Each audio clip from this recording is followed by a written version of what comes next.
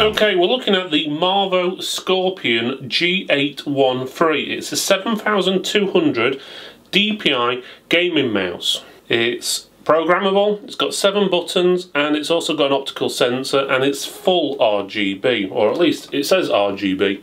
We'll figure out if it is full RGB or not in a few minutes. On the side it says 7200 DPI optical steps. DPI steps are 400, 800, 1600, 3200 and 7200 DPI.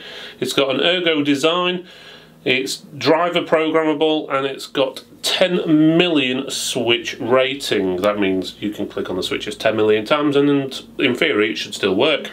On the other side it just says basically the name of the brand, and on the back you've got all the information you need there about the device, including the optical sensor, the DPI saying it's about 7 buttons, switches and so forth. Okay, so inside the box you have got the mouse itself, which looks like it is a braided cable, so that's pretty nice, and it's nice and tidy, so that's pretty good.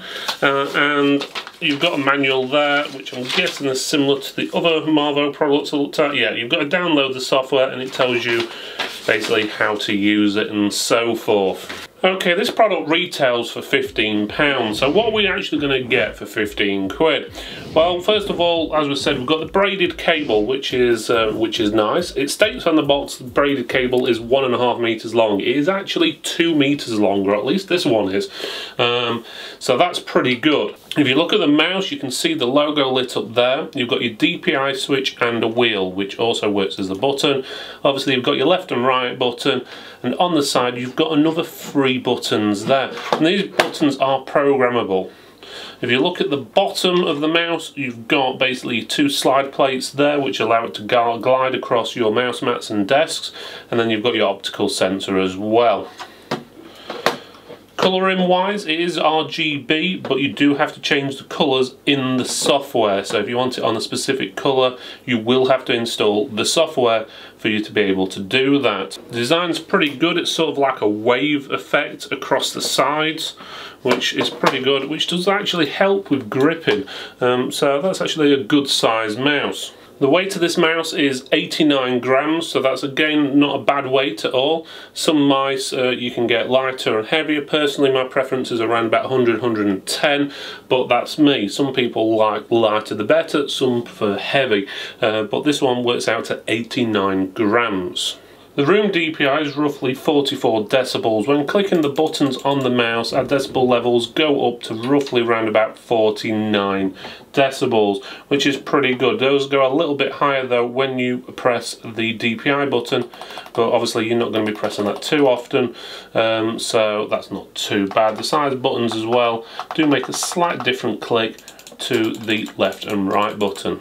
The software is easily downloadable from their website, which is marvo-tech.com, and it's pretty easy to download. The only thing I have found out, it seems like you have to download separate software for each device they have. So if you're planning on using multiple Marvo products, you need to download a specific software for each one, so you can customize it rather than having one program what works on all the devices. But saying that, it's pretty easy to use. You can program each button to do what you want. You can change it to be a double click, treble click, you can change the DPI, you can multimedia, you can pretty much tell it to do whatever you want. So you can program each button, and again there's 7 of them on there, to do exactly what you want. You can change the DPI manually yourself. It does give you a lot more options on there for different levels of DPI, but you can adjust it so it's different for each one. So you can also adjust the lighting in there as well, so you can adjust the speed.